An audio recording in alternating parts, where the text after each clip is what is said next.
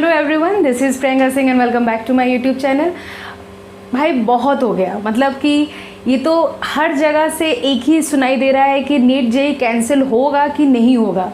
पर मुझे ये जानना कि आखिर ये हो क्यों नहीं रहा है, क्योंकि आपको और हम लोग को सबको पूरा रीज़न दिख गया है कि इसका पोस्टपोन होना ज़रूरी है। हम लोग ये नहीं बोल रहे हैं कि कैंसिल कर दो, लेकिन इसका पोस्टपोन होना ज़रूरी है।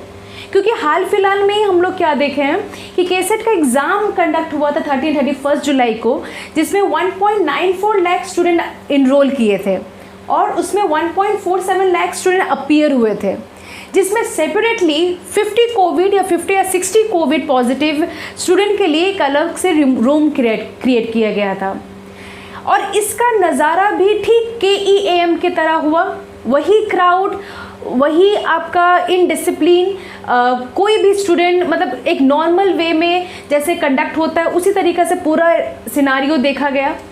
एंड देन उसके बाद अभी ये देखने के बाद एमसेट जो है उसको पोस्टपोन कर दिया गया है, जो ये अगस्त में होने वाला था।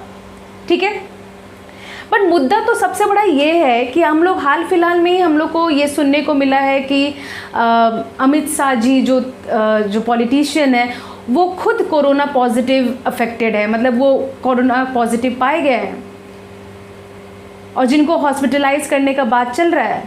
तो मेन तो मुद्दा यही बात है, आखिर व्हाट गवर्नमेंट वांट।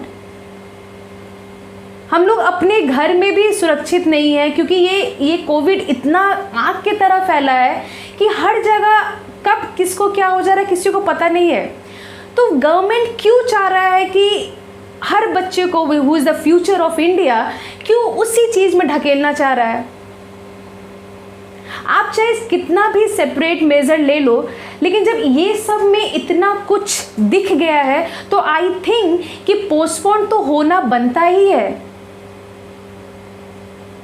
मतलब कंडक्ट करा के कोई फ़ायदा ही नहीं है।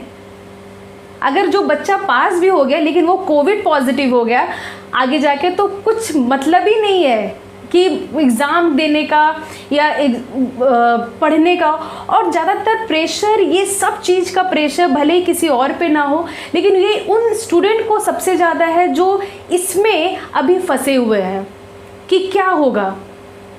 तो अब तो ये आंसर चाहिए कि पोस्टपोन तो होना बनता ही है, क्योंकि इतना सारा रीज़न अगर हम लोग को दिख गया है और उस रीज़न के बाद भी अगर ये पोस्टपोन नहीं हो रहा है तो ये तो बहुत गलत है।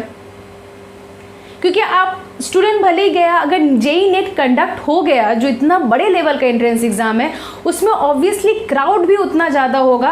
और अगर ये सब एग्ज़ाम में उतना प्रॉपर मेजर नहीं लिया जा पाया तो क्या उसमें लिया जा पाएगा? तो क्या हम लोग वहाँ रिस्क लेने को तैयार हैं? तो मेरा पॉइंट यही है कि अगर एक पॉलिटिशियन जो इतना प्रोटेक्टिव मेजर में रहते हैं, अगर वो कोरोना पॉजिटिव हो सकते हैं, तो आप जो बच्चे जाएंगे एग्ज़ाम देने, जो फेस करेंगे, क्योंकि दिस कोविड क्या है, ये तो नॉर्मल आपका फ्लू एंड कोल्ड का बीमारी है। तो उसमें हर एक बच्चा, और जब जाएगा भी तो हर एक बच्चा एक डर रहेगा कि यार हमको ना हो जाए कोविड। तो इस डर के साथ क्या वो बच्चे भी दे पाएंगे एग्ज़ाम? तो मेरा ख्याल है कि ये पोस्टपोन होना चाहिए। नीट जेईई को पोस्टपोन सितंबर में नहीं लेना चाहिए, क्योंकि हम लोगों को कोई ऐसा दिख नहीं रहा है आगे कि कहीं से भी ये कंट्रोल हुआ है कोविड केसेस, बल्कि हर एक दिन बढ़ते जा रहा है, हर एक स्टेट में बढ़ते जा रहा है और ये बहुत ही डेंजरस हो चुका है। तो हम लोग को गवर्नमेंट को बहुत जल्दी ये अनाउंस कर देना चाहिए कि नीट और जेईई को पोस्टपोन कर देना चाहिए। भले ही वो आगे जाके ले जब थोड़ा और कंट्रोल केस हो जाए, लेकिन अभी after seeing all this thing I don't think so कि इसको कंडक्ट कराना चाहिए।